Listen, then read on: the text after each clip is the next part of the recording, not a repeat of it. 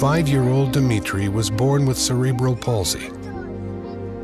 There is no medical cure for this condition. When Dimitri was born, the doctors told us he might never be able to walk, never be independent, that he would have, since this was a chronic disease, certain damage to his health that he might never recover from. We had not tried any alternative. Personally, I trusted nothing but the standard approaches. Until some people we trusted, because we knew them well, told us about Eric. We think of healing as getting up out of wheelchairs, vision returning, hearing returning, cancers disappearing, all sorts of things. And these things happen. They happen. The idea initially was just to attend a seminar that might show us some ways to help Dimitri as a family. This little boy's parents came up and said, will I do a healing session after a presentation that I gave? And I said, well, they're closing the room, but let me finish signing these books and we'll get them to keep the room open for just a little bit longer. What's wrong? And they explained he had cerebral palsy. After the seminar was completed, they met for the first time, just for a short while, about 10 or 15 minutes. There's something in cerebral palsy that's very common where your feet, instead of your feet being able to be flat on the ground, the heel was up. So his heel would not be able to touch the ground. He was scheduled for surgery for that. He had to wear supports and braces. For him to be able to get up, he'd have to hold on to furniture or people's clothing. For him to be able to go down any steps at all, he'd have to sit down on the steps and push himself down a step at a time. And to go up, he'd have to crawl on his hands and knees. We stepped on the stage with Dimitri, put him on the bed that was there, and told him that he should stay calm and collaborate with Eric, and that nothing would happen that might bother him.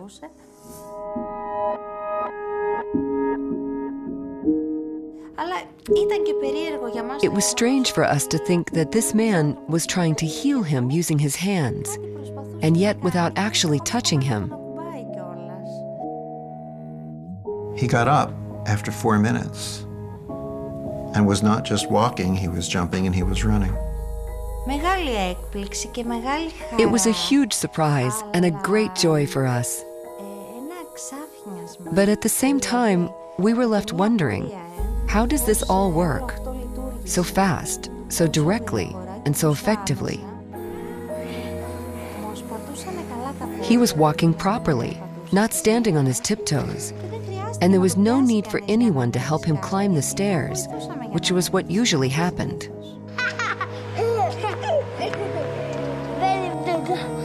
Other children may naturally walk up and down the stairs every day. But Dimitri was unable to do this, so accomplishing such things is very important for him. They brought him back down for another session. He had one hand that was closed. I didn't know. He looked at me in Greek. He said, look, I can open my hand. He was just 5. He said, it doesn't hurt anymore. He said, look, I can hold a glass and drink by myself. Now his fist is open. It is relaxed and cooperates with the left hand much better. which is very helpful. It's not closed into a fist, which bothered him a lot. And when he wants to give us a hug, he used to do it with only one hand. Now he gives a full hug and says, "You see, I can do it. I'm a big boy now." Of course, his hand isn't fully functional yet, but together with the left hand, it works somehow, and he doesn't reject it. Perhaps the most fascinating aspect of reconnective healing is that it can be learned. Now, I didn't believe that this was something one can learn. I thought it was something only Eric was capable of doing. I didn't think I could acquire these skills too, and help you, my neighbor, my friend. But in the course of the program, right away we saw for ourselves that yes, you can indeed learn to help others. If you see the living example standing in front of your eyes, as we see our own child, then I think that yes, you believe it.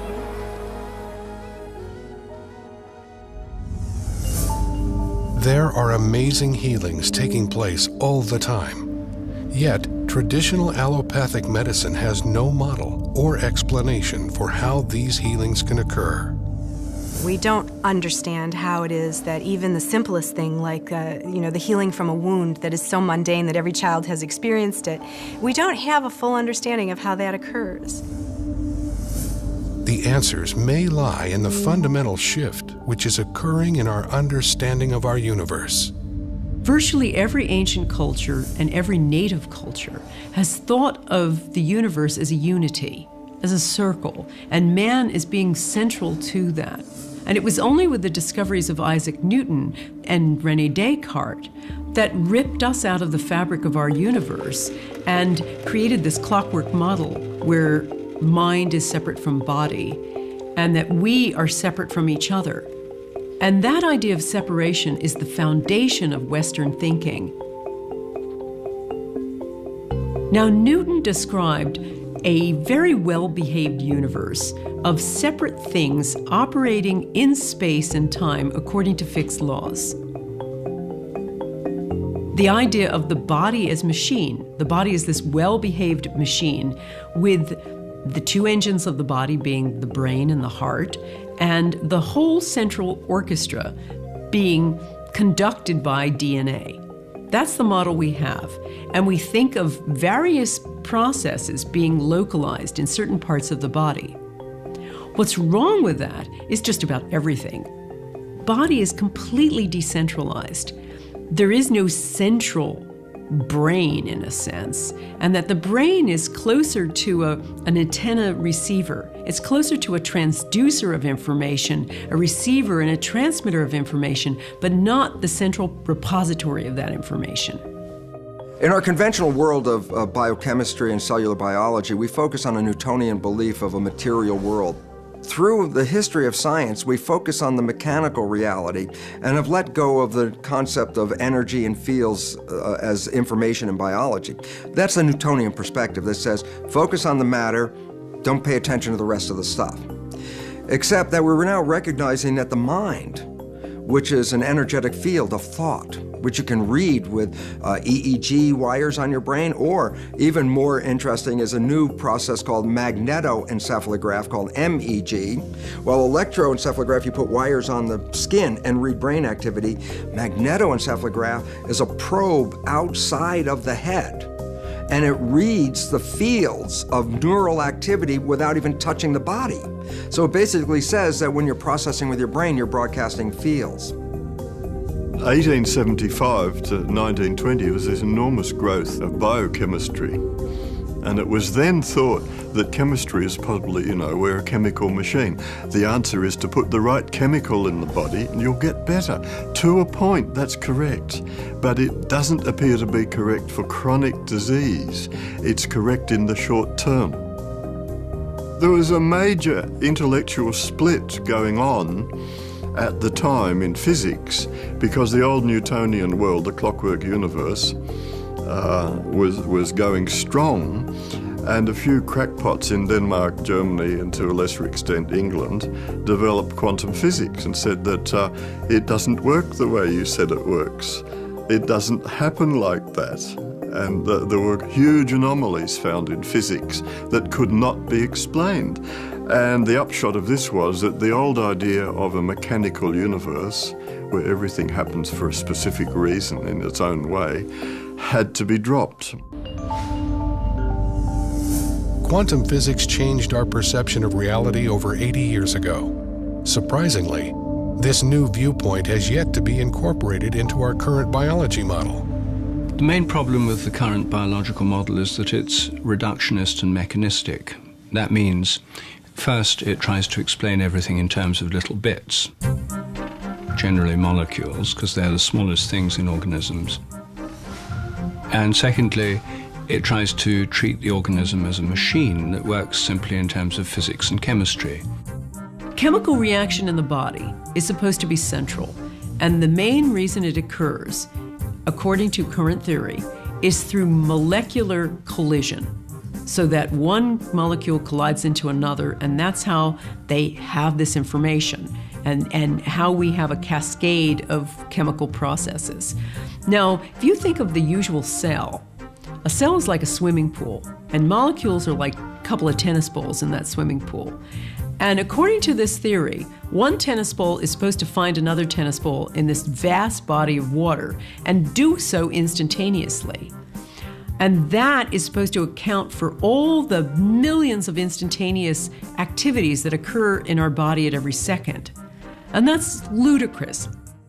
The existing control system of modern medicine is enzymes, hormones.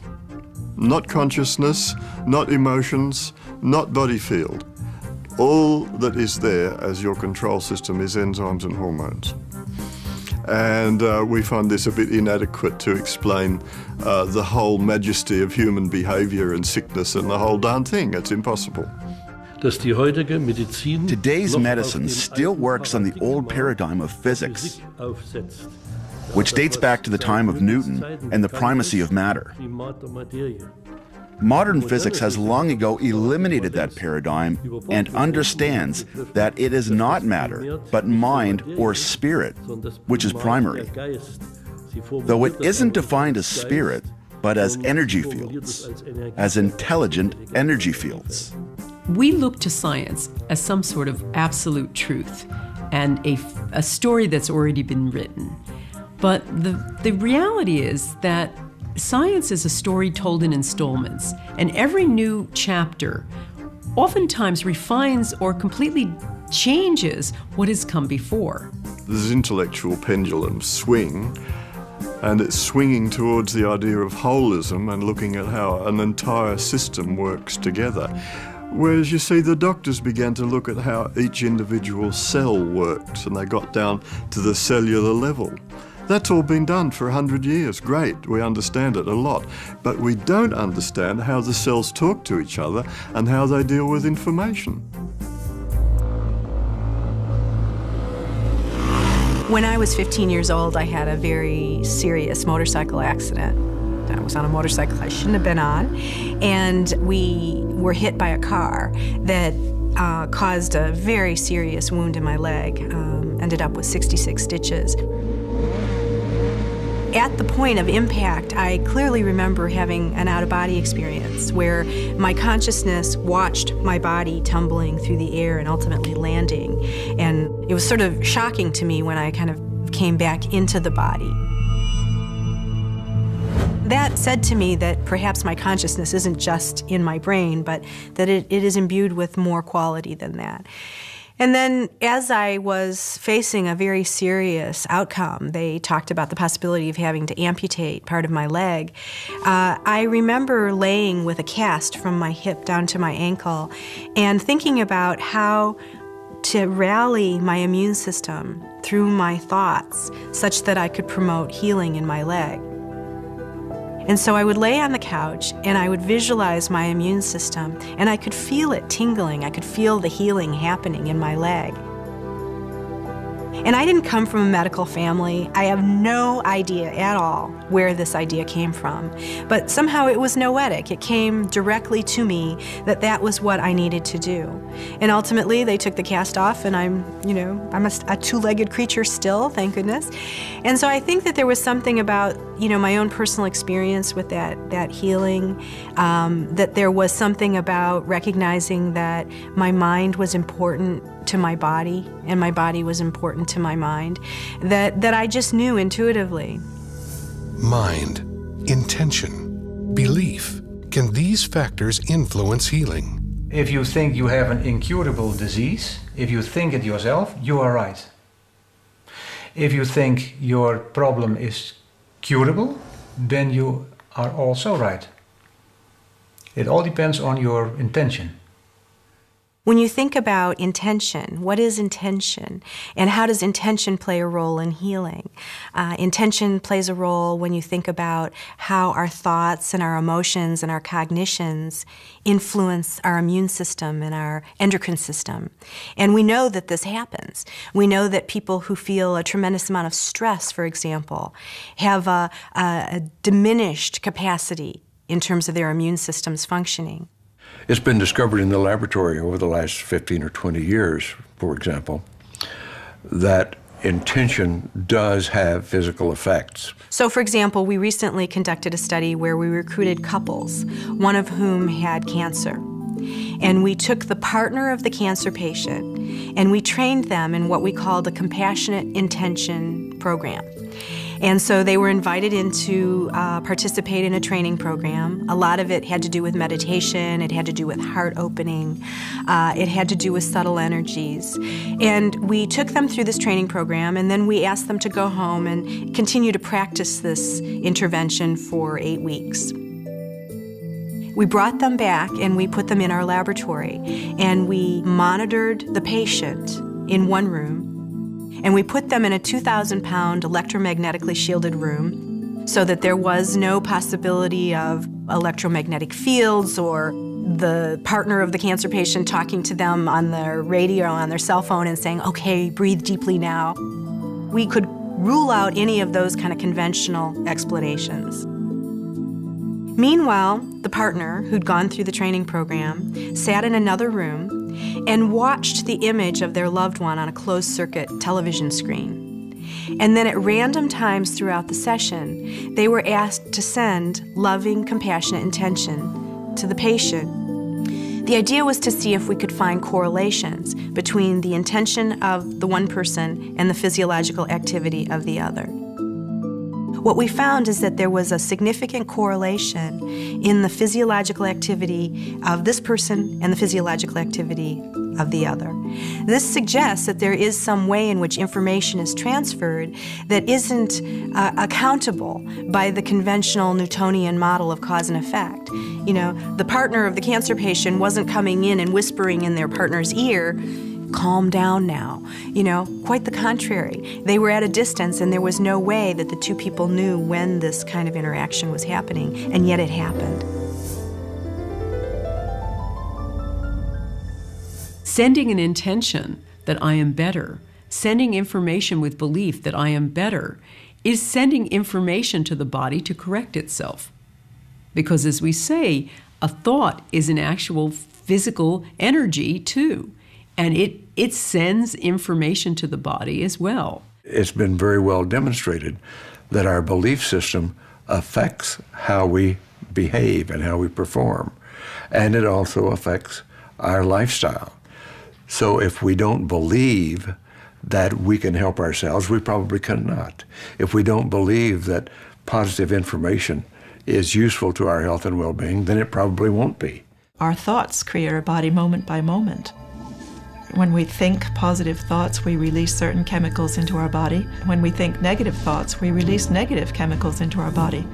And those have a profound effect on how the cells are behaving and how the nutrition is being used. It's very obvious to me, working as an osteopath, that the stress that people hold in their body has various patterns according to how they're thinking. Probably the most essential aspect of healing is to believe in the modality you're using and to stay positive in some way. There's so much evidence about belief in a system of medicine being crucial to the effectiveness of that. I used to say to people who have cancer, after researching the limitations of things like chemotherapy, don't have chemotherapy, it only works 9% of the time. I don't do that anymore. And the reason I don't is that I believe that belief itself is the body's strongest medicine. And if you believe something is going to work, regardless of what that is, it's going to work for you. There was a study in Houston of some patients going through a knee operation for arthritis. Half actually went through an operation where they were worked on for their arthritis. The other half were given a sham operation where they just opened the knee and then closed it and did nothing. They found over 3 years of follow-up that both sets of patients reported having no pain. So the patients where nothing was done to them still reported being pain-free. Their arthritis was gone. There have been other studies looking at if there's any difference between going to the gym and thinking about going to the gym.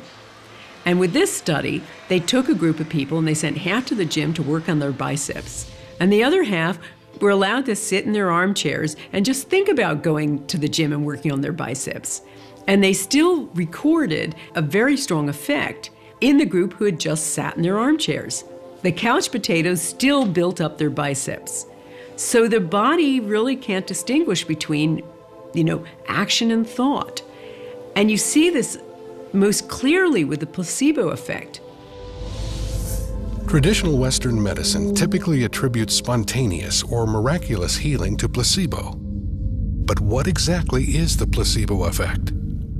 The placebo effect is the fact that a belief that a person has can override their biology. Well, it's so profoundly important that science has recognized that at least 1/3 of all healings, including drugs and surgery and other allopathic interventions, 1/3 of all healings has nothing to do with the process, but has to do with the placebo effect. That a person believes that the process is going to heal them and heals themselves in spite of the fact that maybe the pill was a sugar pill or the operation was just a sham and wasn't real. And why this becomes important is clearly 1/3 of all healings occurs without anybody doing anything other than having a positive thought. And what interests me as a biologist and former professor in a medical school is how we can talk about the placebo effect for about 15 minutes in a pharmacology course, and then totally ignore the relevance of thought and mental processes on biology for the rest of medical education, so that our doctors are not really using the placebo effect effectively, that we're not even studying the placebo effect, and right now we could cut the healthcare costs by exactly 1/3 by just using the placebo effect. It seems time that we began to shift the lens and start really focusing on what is the nature of the placebo. How is it that you can take an inert substance, something that has no known medicinal capacity, potential, and that inert substance not only can create physiological changes in the body, but actually somehow is able to manage a whole cascade of responses within a very complex system such that it can target the liver or the kidney or the lungs. That is a great mystery, and we don't understand that, and much more needs to be done. I would say that what medicine calls the placebo effect is, by all means, an effect that is created through energy fields. As we often say, one has to believe in it, then it will work. That is correct, yet we don't think about how we actually do that every day. If, for example, we want to watch RTL, a German TV station, then we press the RTL button, which means that we go into alignment with the frequency where RTL can be received. RTL is always present, but if we don't focus on it, then we won't receive it. So when I want to watch RTL, I have to focus on it. I have to engage in it. And here it is the same. When I focus on something with my mind, the information follows this attention. The placebo effect is really another way of talking about the body's self-healing capacity. And anything that unleashes more of that is going to be a better system. I was absolutely desperate to have children. It was one of the reasons why I'd gotten divorced. I wanted children, my husband didn't. So I moved to London thinking it would take me a maximum of 2 years to find myself a new partner and settle down, and I'd be out in the country having my 2.5 children and I'd be totally happy. That was my plan. I was very good at making plans. So there I was. I had my osteopathic practice. I was seeing clients. And I was stressed, frustrated, depressed. And I had been having headaches for years, maybe 10 years. I'd been having these terrible headaches, which were getting worse and worse and worse. Sometimes they lasted as long as 5 days. I had a routine visit with my doctor, and the doctor found that my hormone level was very much out of balance and immediately suspected that I had a tumor. So I was sent for a brain scan, and they diagnosed a prolactinoma. It was a huge shock, out of the blue, and I felt at first how unfair. I went off to the medical library and started to learn everything I could about this tumor. And when I discovered that it caused infertility, I thought, that is so ironic.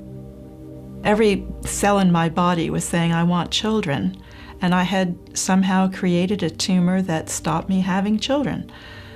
There had to be some reason for this. There had to be, this was too much of a coincidence, I thought. And I got very curious.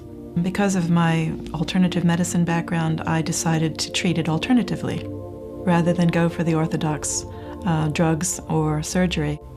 Ariel decided to utilize neuro-linguistic programming, or NLP, to approach her tumor. So then I got into doing NLP at a much deeper level. Got through the master practitioner level, came home, and was totally inspired as to what I could actually do. I started to really understand what NLP was all about. NLP is a practical form of psychology, which starts from where you are now and looks at where you want to be and uncovers what's in the way. If you have, like my 5-day headaches, and you'd like to be without a tumor in your end state, the journey to get from square one to the end square is, what we actually start exploring with NLP. Ariel made some very interesting discoveries as she began working with NLP. Now, remember, I was the person who thought every cell in her body wanted children. And what I discovered was that deep down, that going back to early childhood, I had such an abhorrence of what my family had been like, that the last thing in the world part of me wanted was to be a mother. And this really, really shocked me. I thought I wanted one thing, and in fact, an unconscious part of me was going in a completely different direction. And when I understood the reasons why it didn't want children and what it was based on, I was able to kind of let go of that and allow it to be the way it was, and at least to understand why I'd created a life that didn't go down that path.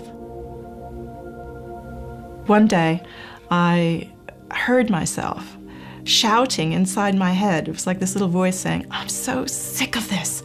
I just want to be rid of this whole nightmare. I want to be rid of this tumor. And I stopped in shock as I listened to this voice inside my head, and I went, wow, there's a lot of anger in there. A lot of frustration. That's a lot of self-attack. If I'm attacking my tumor with all those thoughts of wanting to get rid of it, that's murderous. That can't be healing. And I had never looked at healing in that way. And I realized then that every thought I'd had was actually about making it go away. Now, that's a conflict. That's a huge inner conflict. And I decided to look at that a little bit more closely, and I thought, well, what would be the opposite? It has to be acceptance. I thought to myself, well, what would it be like if I really accepted this tumor? And this was quite a few years later, but it was absolutely a turning point in my healing when I realized that my tumor had taken me down a journey I'd never planned. It had taught me things I had never intended to learn. I had changed my career. I had changed my whole outlook. I had learned lots of things about myself and others. I had insights I'd never had before. I'd met amazing people, wonderful people all over the world. I'd had the support of people all over the world. And I realized I liked myself a lot better. And so I thought, okay, I can see that this tumor hasn't been totally bad. What if it has a purpose or a reason for being here? Because obviously it's done a good job so far. So if it's got a purpose for being here and it's still here, maybe there's still a purpose. What would happen if I gave it permission to stay for the rest of my life? It was 6 months after I had that realization and I got to the point of accepting the presence of my tumor. I had my routine blood test and went to see my specialist, and to my surprise, my hormone levels were completely normal. And when my doctor saw them, he just went, wow, that's incredible. And, you know, I thought it had been a mistake. I thought maybe the blood test reading was wrong or something. I said, well, you know, so much time has passed and I'm older now. Maybe my hormones have changed. He said, no, can't be that. He said, this can only mean one thing. Your tumor has gone. And he said, this is a real credit to you. I don't know how you've done it. I don't know what you've been doing. But I have to tell you, I've seen you for 10 years and you're not the same person you were 10 years ago. You are completely different.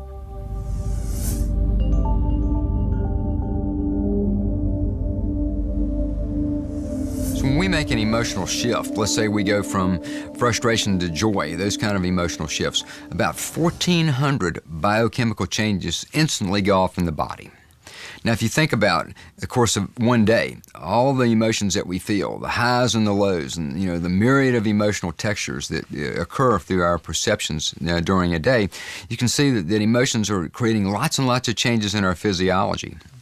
So it makes a lot of sense to start paying attention to the emotional diet as well as to the physical diet. That's one of the keys to better health and certainly to slowing down the aging process. Strong negative emotions just degenerate us. Positive emotional states regenerate us. Become simple math. Feel more love, more care, more appreciation, and your health's got a better chance of improving and staying that way.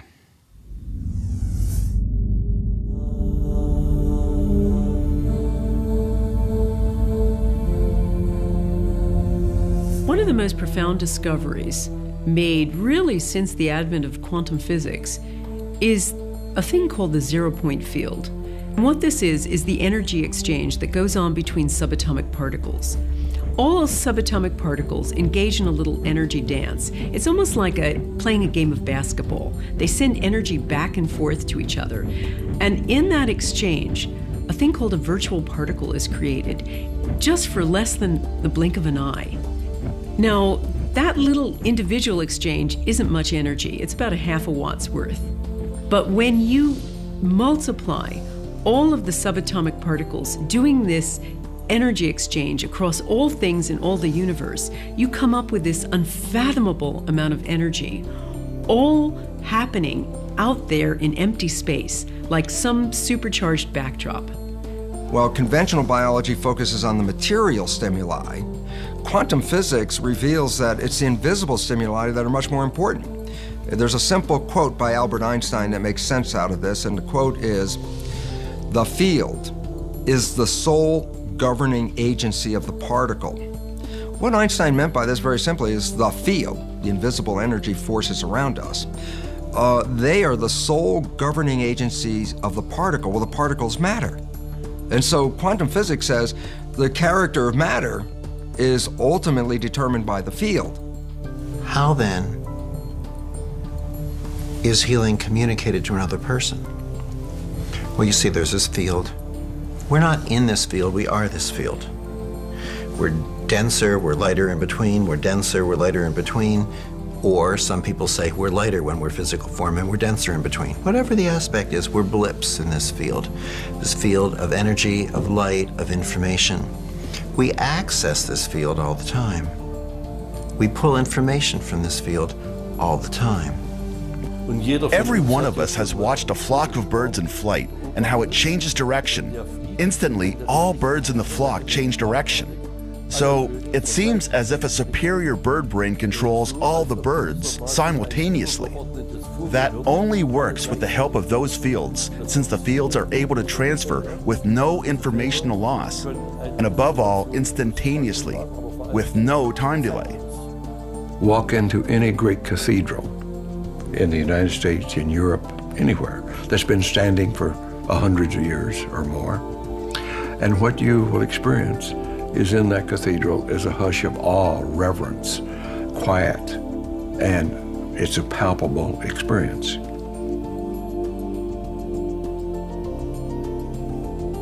Why is that true? It is true because for hundreds of years, the people going into that cathedral have been on their best behavior. They have been in awe and worshipful and in a state of mind that the quantum emissions from the body-brain are emitted into that cathedral, absorbed into that cathedral, and fed back in later centuries to the participants coming into it. And that's why they feel a sense of hush, awe, and reverence. We're all part of this giant energy field, this zero-point field, that we're all connected, and that we're connected across the furthest reaches of the cosmos.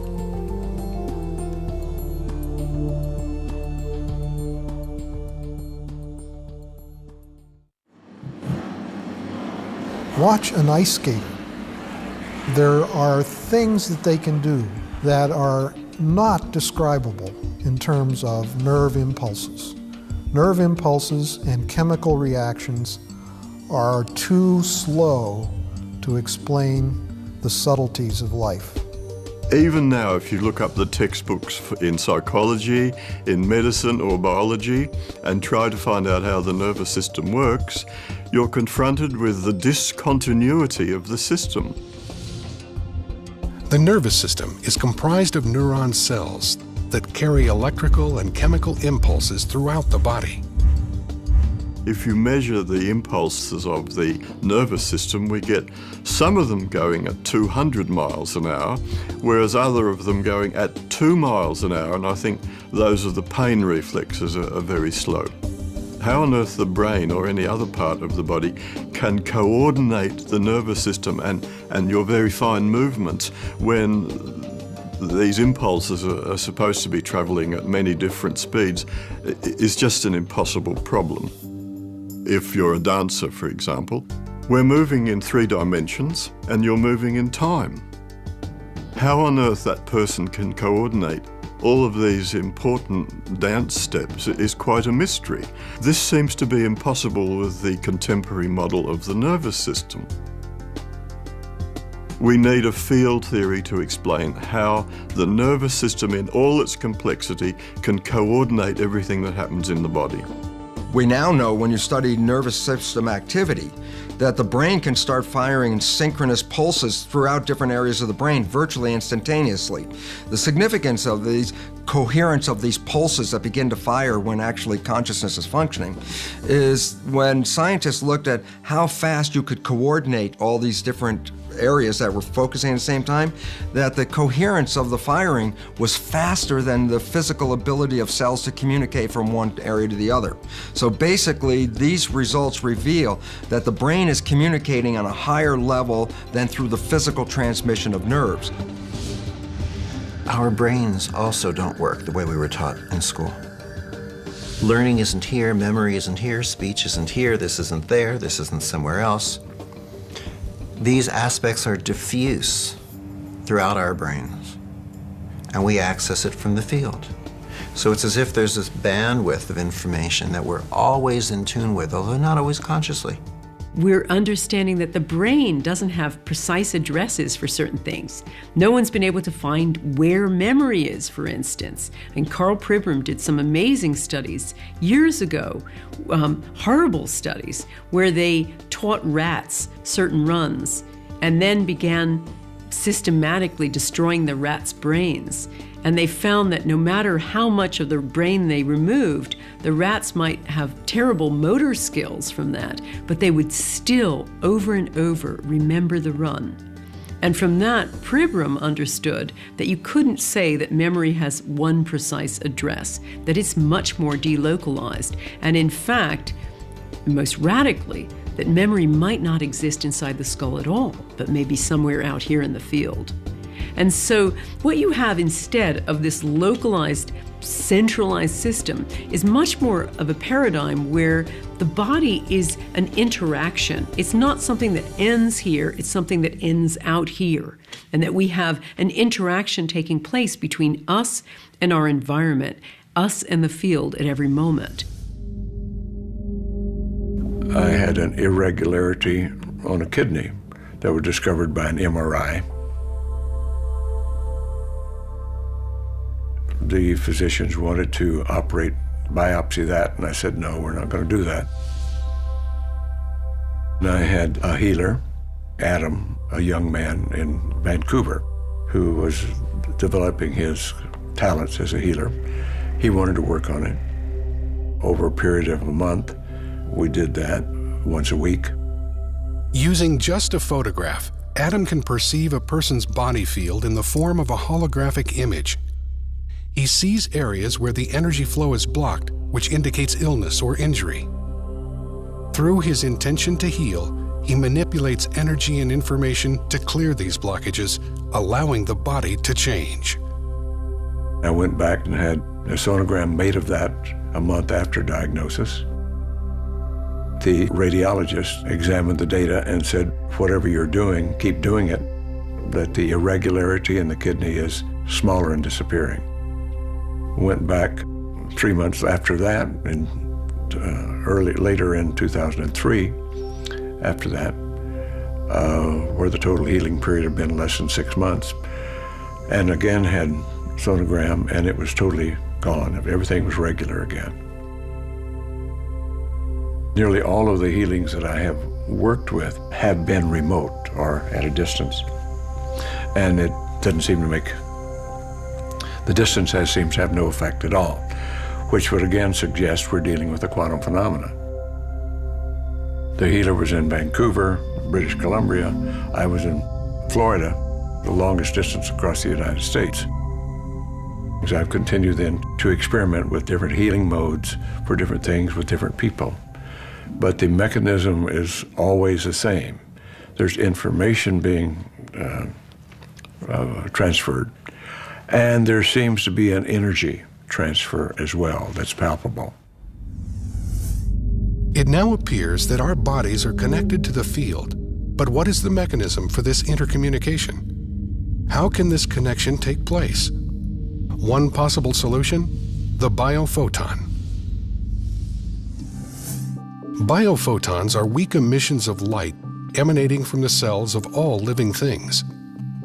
We know we're sending out information with biophoton emissions because people like Fritz-Albert Popp have discovered that we are sending out tiny currents of light. We started to look for these photons. I knew from the beginning on that it must not be very high intensity, but it was clear that one should have these photons at all in a cell. In order to detect the biophotons, Professor Popp and his students needed a photomultiplier that was so sensitive it could see a candle over 12 miles away. When a living organism is placed in front of the photon detector, light emitting from the cells can be observed. We started with cucumber seedlings and later with other ones, and all living systems which we put into the instrument showed this very weak photon emission. Professor Popp theorizes that these biophoton emissions may be controlling our body's metabolism. Molecules cannot regulate themselves. They have to have a field, more or less. So the photons should be the carrier of the information which is necessary to regulate the metabolism. These biophotons create a dynamic, coherent web of light within our bodies. Our bodies are constantly emitting light in the form of biophotons. Are these biophotons the body's control mechanism? Isn't that the function of our DNA, our genes? Genes are not controlling our biology. When we get issues running in families, for example, cancer, we immediately look at a genealogy chart and mark all the recipients of this cancer running through the family and then turn around and say, look, genetics, this is running in the family, so there must be cancer genes.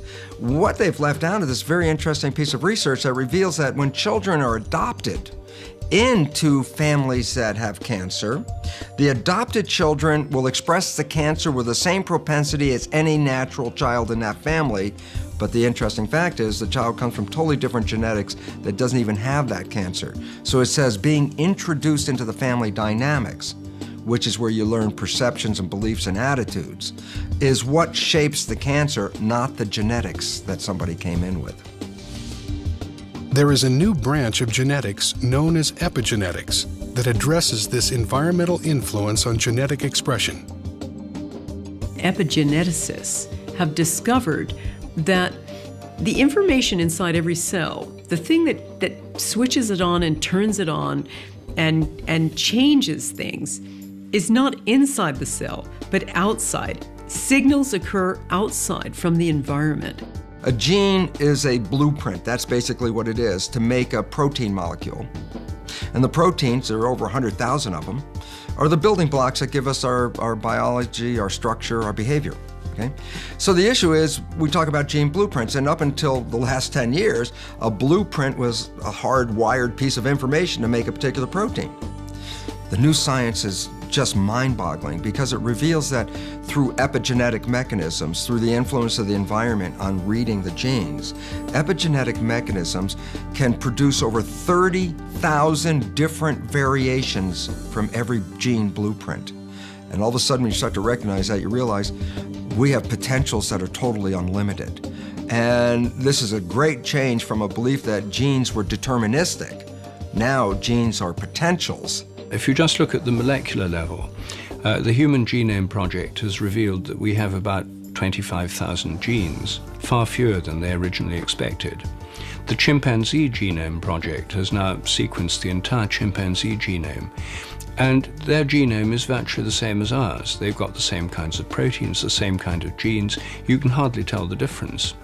Yet, there's an obvious difference, and if you can't explain it in terms of genes, what can you explain it in terms of? And the answer is, I think, morphogenetic fields. Just as you can build two different buildings with the same bricks and cement, if you have two different plans, you can build different organisms with different fields, even if the constituent molecules are very similar as they are in humans and chimpanzees. The DNA is like a library book. These are all the possible proteins from earthworms right up to us. It's all the same library, but you've got to know which book to take out of the library. This is the big problem in genetics itself, is trying to explain how the body knows which book to take out of the genetic library. And we think the body field is what decides which piece of information is taken from the DNA.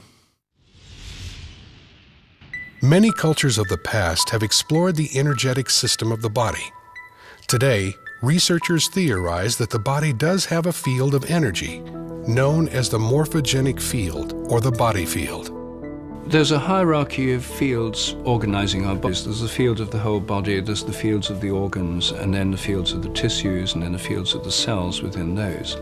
Field of our own body is within and around the body. There's an overall field, and then there's subsidiary fields, sort of modular fields for arms, legs, and the different organs. The advantage of fields is that they're intrinsically holistic. All fields are holistic. The gravitational field is. You can't slice a bit out of it. If you cut a flatworm into 10 different pieces, each part can grow into a new worm. Now, how is that possible? If it was a machine, that wouldn't happen. If you cut up a machine, all you get is a broken machine. But if you cut up a magnet, a field system, then you, however many little bits of magnet you produce, each has a complete magnetic field. And it was this analogy with magnetic fields that led developmental biologists suggest the idea of morphogenetic fields in the first place, and this was way back in the 1920s. And this field is now a crucial concept in developmental biology. You can't really understand how organisms develop without it. All humans begin life as a single cell that grows and divides, developing into the various organs and limbs of our bodies. How these cells know what to become has baffled scientists and led to the idea of control fields in biology. We've already found that there are different parts of the body field, some of which relate to the muscles and connective tissue. Another part of the body field that relates to the brain and nervous system, yet another one for the morphic field, which connects back to the DNA and the genetic information of your body. So it links up with medicine in many places, so it's not different from medicine, it's just going a little bit further conceptually. These energetic fields may provide the information necessary for controlling the body. How does the body know to maintain its temperature at a particular temperature? What decides, or who decides, what is going to be the correct blood pressure for that person? Nobody knows, and we're saying, as a holistic idea, the body field decides to turn all the knobs. Morphogenetic fields, or more generally fields of information, yes, are control systems over and above the molecular level or the biochemical level. They're systems that organize the body, they organize the developing organism. Plants have them too, all animals have them. They maintain the form of the body, they help bodies to recover from disease or damage, they underlie regeneration, for example. We can go even further and could say that the human body actually is structured information. Or in other words, that the human body is an energy field. An energy field of standing, stationary, scalar waves that are correspondingly organized, structured, and contain a great deal of information. And I think that we really need a field-based model of the body if we're ever going to be able to integrate different forms of healing or medicine into a coherent understanding. The body field is an energetic field filled with patterns of information. All of the organs in our bodies generate their own specific fields. One organ in particular seems to generate significant fields which affect the entire body. The heart is the emperor in the system. The liver and all the organs have other tasks, but the heart is overruling all. There's a concept in energy medicine called energy cardiology that says that the signals produced by the heart are all of regulatory importance. The heart is constantly emitting sound, pressure waves, heat, light, electrical, magnetic, and electromagnetic signals. All of the cells in the body are receiving these different kinds of signals at different times because they travel at different velocities through the circulatory system. The heart generates by far the largest rhythmic electromagnetic signal in the body. If you look at this magnetic field as a carrier wave, it's being modulated with information. So it's the carrier wave for information. And the work in our lab has shown quite clearly that it's modulated with emotional patterns.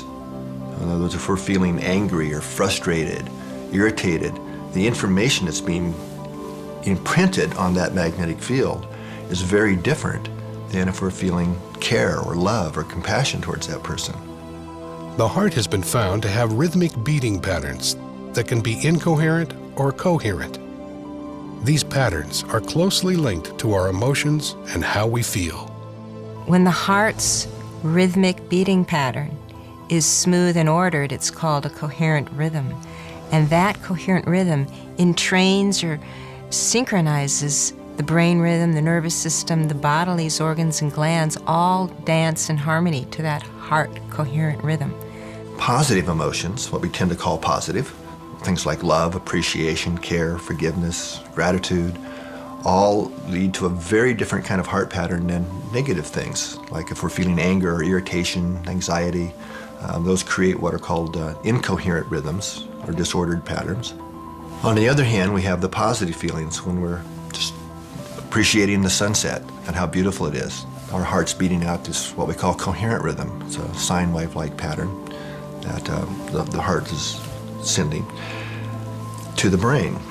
And we call it heart coherence because in research we find that the heart has to get into this synchronized, coherent, rhythmic pattern of heart rate in order for the rest of the brain and the nervous system and body to entrain and synchronize to that powerful rhythm. So it starts with the heart. When we feel the pulse, what we're feeling is the pressure wave created by the beating heart. It's not actually the flow of blood, it's the pressure wave. So every time the heart beats, that pressure wave goes to the brain and throughout the body. And if we look at the brain level, that pressure wave synchronizes all the neurons. In fact, the brain would be in trouble if it didn't have that synchronizing signal to kind of give us a global synchronizing effect. When someone is in coherence, you can often feel their love or their compassion or their gratitude radiating. Coherence is the optimal physiological state that underlies learning and performance and facilitating the body's natural regenerative processes. The heart has its own intrinsic nervous system, which can sense, feel, remember, and process information that's independent from the brain. We always think of the information input system as being entirely in the brain. But we're now discovering information that the heart receives information first and then relays it to the brain. Studies have shown that the heart responds faster than the brain to outside stimulation. One of the more recent studies we did in our labs was looking at what we ended up titling the electrophysiology of intuition. And there was some previous research that had been done showing that the body would respond in a way that would predict a future event if the future event was emotionally significant and relevant to the person. Participants were attached to sensors to record their brainwave activity, heart activity, and heart-brain interactions. A person would be sitting in a computer, push a button, and then we're recording physiological data, and 6-8 seconds later, you would be shown a photograph. Okay, and then the photograph would be from two opposite ends of the spectrum of emotional arousal. Participants were shown pictures of car accident victims, snakes attacking, and other disturbing images. On the other end of the spectrum, the pictures included flowers or sunsets. The photographs were randomly assigned for display to the participants. What's key here is the computer assigned not only which photograph, but which type of photograph after the data was already recorded. So it was absolutely impossible for the research subject, the experimenter, to have any kind of foreknowledge of what photograph it might be. The computer itself didn't even know. The results were surprising. The body responded even before the picture was displayed. What we found was that not only did the body indeed respond prior to the event, seeing the picture in a way that would predict it, but it was the heart that responded first. The heart's response was not only faster, but the signal it sent to the brain varied depending on the emotional content of the picture. Looking at the signals that the heart was sending to the brain, that the heart literally sent a different message to the brain, depending on what the future picture was going to be. Then you saw a brain response. Then you saw the body response, which is where it then became conscious. So the flow of this intuitive information is heart, brain, body, and then you have to have the body response for it to become consciously aware of it. What these experiments reveal is changing our basic understanding of how the human body functions. It appears as though the heart and brain, later, have access to a field of information not bound by time and space. So if we're talking kind of quantum holographics or quantum physics, that's old news. We're really starting to have ways now of showing that we really do have an energetic or an electronic system. And that's really primary, that it's really not bound by time and space. The heart is connected to a field of information and intelligence that's different but complementary to the field of the brain.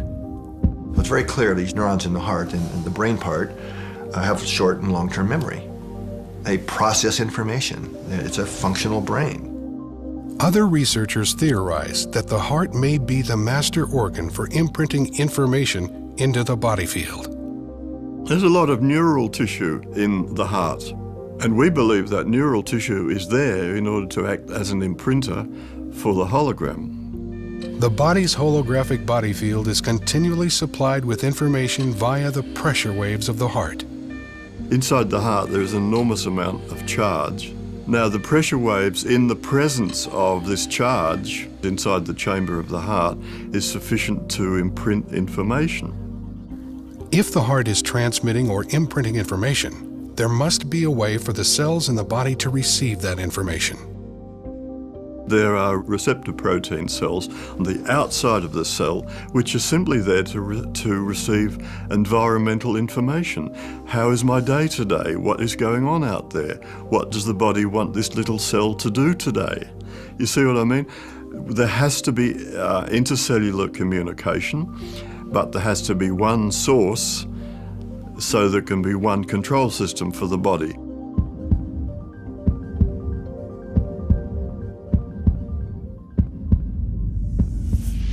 This control system is sending out information to the body via the body field.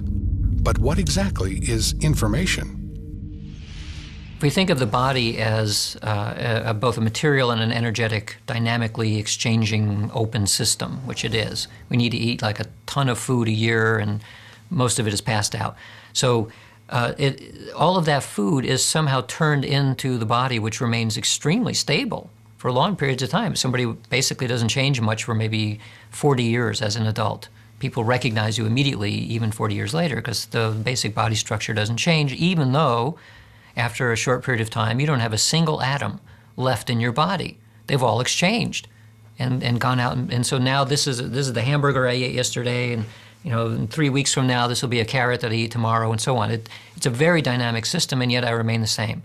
So if it's not the material, and presumably not the energetic part, the dynamic energetic part, then what's left? There must be something like an informational pattern which holds it together. Many scientists who are on the frontier theorize that, and have demonstrated, that we're an information system, and it's not entirely localized in our body, that we're accessing information from the field all the time. The body appears to be constantly connecting with information within itself and with information in the field. The body is always looking for coherent systems, looking for information interchange between all cells he has, so that every single cell knows what's on.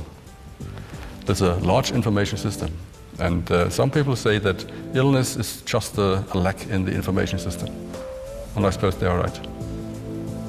Matter is compressed energy. Information is patterns of energy. There's an information flow in our bodies that we still don't completely understand through our nervous system and through the tissues. And even the ancients, some of the ancients and the Chinese call it the acupuncture system, which is a system of information flow in the body itself. We get a system when we get structure. There's information everywhere, isn't there? But you only get an information system when it's ordered. And the great thing that was discovered in the 1980s was that the acupuncture system appears to be an organized system. It's not just a random group of acupuncture meridians. It looked, upon doing experiments, that they wanted to arrange themselves in a certain order and that they wanted to communicate with each other in a certain direction. So we're saying that information has order, and that's what makes the body feel, is the order itself. The actual regulation of the whole organism and of all cells, the coordination of all cells, is accomplished with the help of these information fields, these scalar wave fields. They guarantee that each cell knows what every other cell is doing at any given time, and we have over 70 trillion cells. This is a lot of information, and it can only be processed with the help of these structured fields. Ultimately, according to Einstein and other people more recently, have said that energy and information must be interchangeable. All right. So information becomes a type of energy because it's an orderliness in space. All right. So they are interchangeable, but on the other hand, in practice, what happens is you get a wave of energy, and then upon that wave, you can get imprinted information. And the amount of information you can imprint appears to be limitless. Informational medicine, medicine that takes information and changes disturbed information, is going to be the future of medicine. Apparently, the control system of the body is not genes or chemistry, but information, which seems to be available in the body field. Is it possible to put new information into the body to affect wellness? That is exactly what a number of researchers are doing. We've learned how to stop the distortion of information that occurs as a result of various disease processes. Once you stop the distortion, surprisingly enough, the physiology begins to work, the chemistry comes right. There are really wonderful healing stories to be told here. And it's simply because we've learned how to correct the distortion of information in your body field. Disease is, in a sense, scrambled information. And so if we can access the appropriate information, we correct the scrambling. And that's what a number of these new energy modalities are doing. They're basically correcting that information scrambling. That's what we've done too. I was diagnosed with thyroid cancer when I was 20, which resulted in having to have surgery, and they removed all but a fourth of my thyroid gland. I've had to take a synthetic hormone to give me the thyroid hormone that I needed ever since. I was diagnosed with chronic fatigue syndrome some years later, and fibromyalgia some years later, which, I just continued to get sicker and sicker. My husband had to pick me up out of the bed if I had to get up. He had to feed me, set me up in the bed and feed me. It got really bad to the point is where pretty much so bathed her and carried her from the bed to the bathroom and things of this nature just to for her to survive on a daily basis. They really didn't know what to do for that type of illness. I was pretty much told that you just kind of had to live with it. I couldn't help her, and no matter what she told me, what hurt or what felt bad or what was happening, I couldn't help her, and neither could anybody else, we didn't think. My doctor finally said, Vanessa, I really don't know what to do for you at this point. All I can do is try to give you medicines to make you more comfortable. But I would suggest that you go see this nutritionist, and maybe she could help you figure out what you can eat, or at least, you can start to get some nutrients from something. Vanessa actually was referred to me by her endocrinologist. When she first came to me, she was literally not able to spend a day at all out of the bed. She had lost a tremendous amount of weight.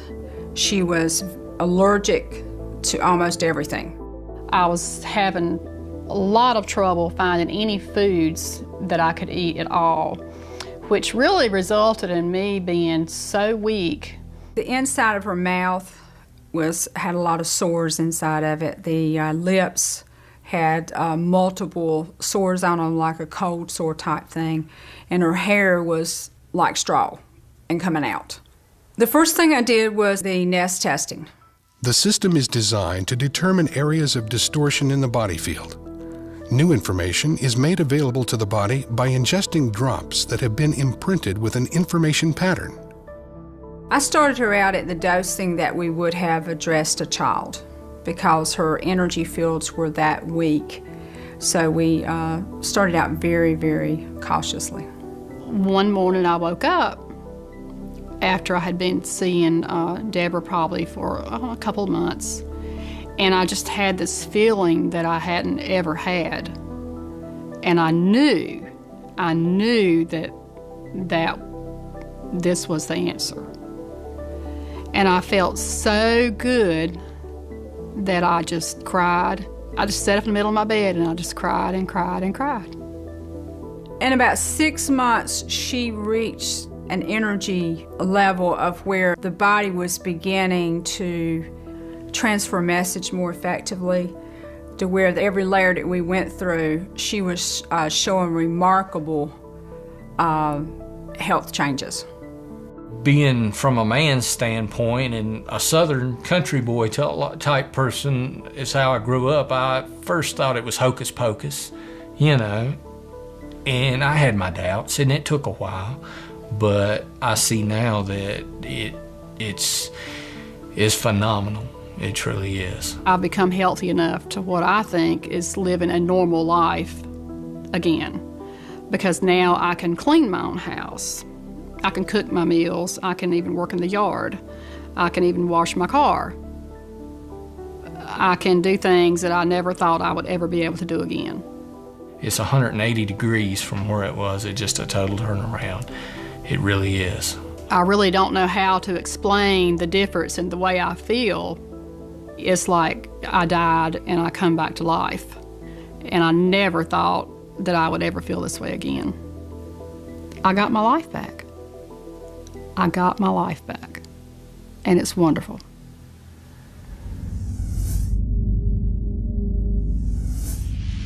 We're on the threshold of an entire new understanding of how disease happens, how information is transferred, and how to enhance information transfer within living systems. There's a vast increase in chronic disease in our community, and I believe using these information methods that we can treat the chronic disease that couldn't be treated before. One of the most remarkable instances of the effectiveness and the instantaneous effect of informational medicine I heard about recently, and it had to do with this system called thought field therapy, which is an energy psychology that supposedly heals and changes negative thoughts around us. And the theory is that negative thoughts hang around us almost like a net, and they affect bodily systems. They use this system in Kosovo with survivors of the war in former Yugoslavia. These were families who'd been severely traumatized because the policies of ethnic cleansing were to kill half of a family just so the survivors would be demoralized. So they took a group of people who had severe post-traumatic stress syndrome, who would have required years and years and years of talking cures and medicine and all that sort of conventional thinking. And they gave them thought-field therapy. And to a person, this is 100% of the people in this study were made virtually instantly better, to the point where they were laughing, joking. They were healed completely from this trauma. Even the practitioners of energy psychology were blown away by the power of this modality. But this just gives us one small example of the power of using information as medicine. So the most important thing for people to do is to take total responsibility for their health, not to think that it comes from outside themselves or that somebody else can give it to them.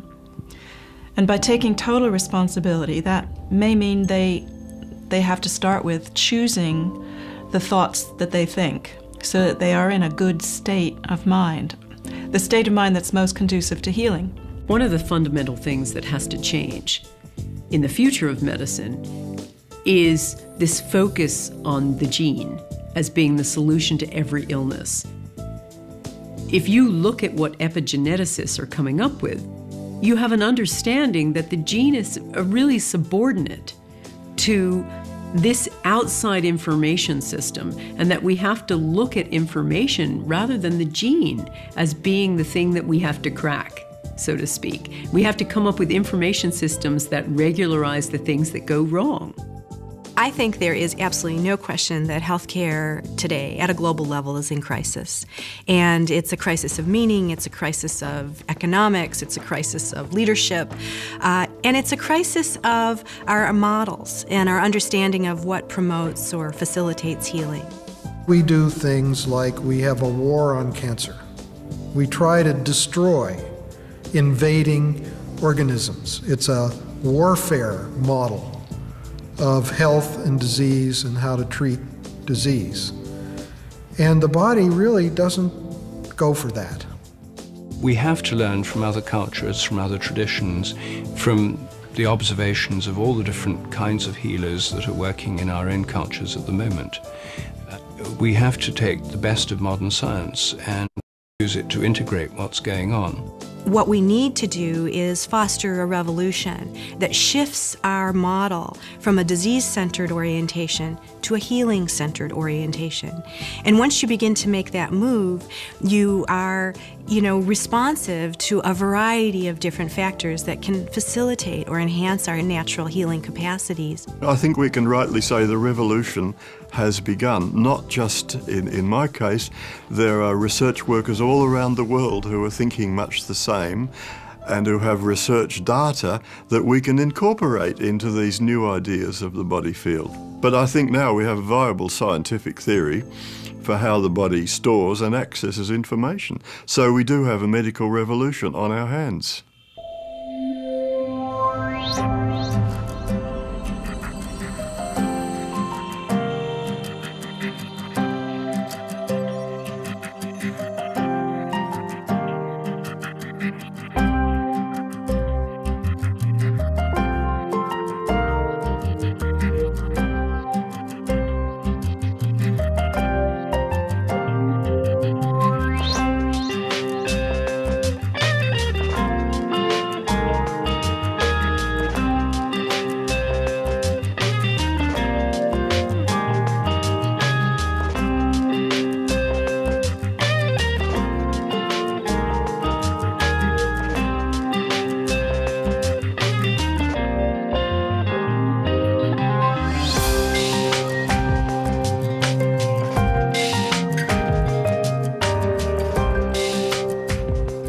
There seems to be this huge body of evidence demonstrating that we can pick up information that almost like an electron, we can be everywhere at once. So I would say what healing is learning to correct the human body field so that it works according to the original blueprint.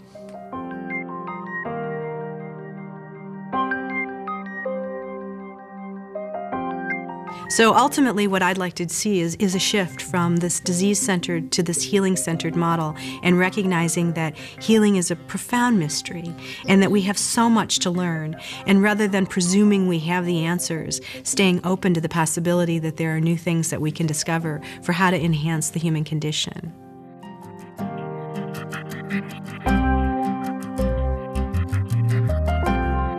The mind is the functioning of the brain that interprets the environment and adjusts the biology. So rather than being controlled by our genes, our biology is controlled by our mind. And when you understand this, then you realize the power of being able to change your mind, because when you do that, you change your biology and your genetics. If someone's sick, they don't want to know whether pill X works better than a placebo in a double-blind trial. What they want to know is, what's the best kind of treatment?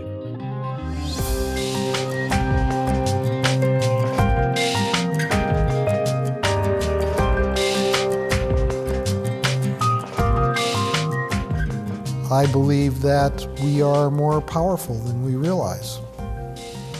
I believe that many of the medical techniques that we're finding to be very successful, people can do on themselves once they understand their own energetics. It's very clear that negative information is deleterious, or that if you accept it into your body and into your belief system, it will change the way you react and change your state of health.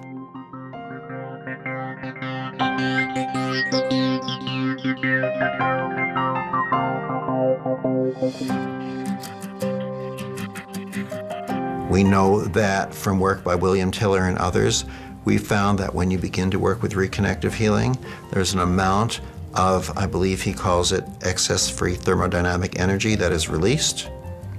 That if this were just energy or just energy healing instead of the reconnection, for this amount to be released and this change to happen in people, it would require that the room temperature rises over 300 degrees centigrade, which of course does not happen because we're accessing something new and something different.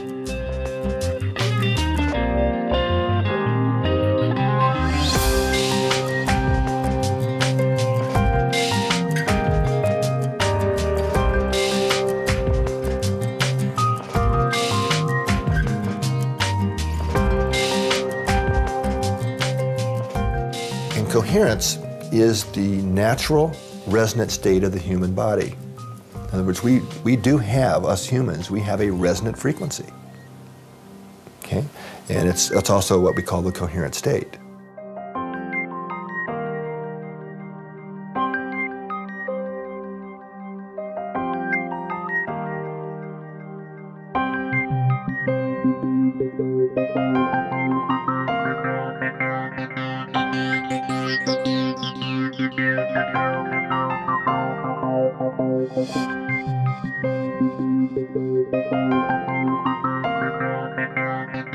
So a miracle starts with a change of thinking.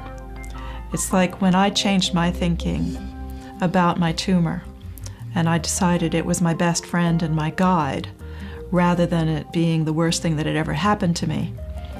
That was the miracle. When I gave it permission to stay to the end of my days, that was the miracle. People think it's the end result, but it's not the end result. It's the change of thinking which leads to a completely different inner state.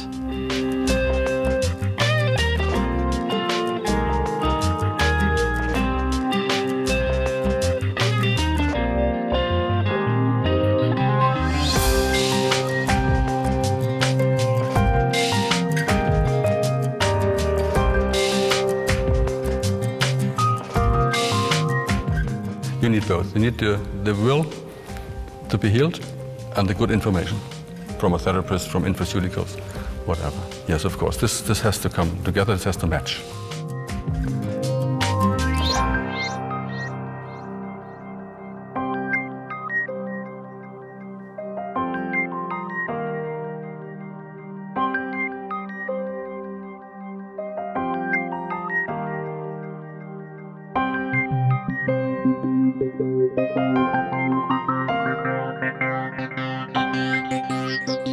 So healing is restoring the body's own self-repairing mechanisms. And that's the biggest thing as a doctor you can achieve, that you can help your patients with restoring their own repairing mechanisms.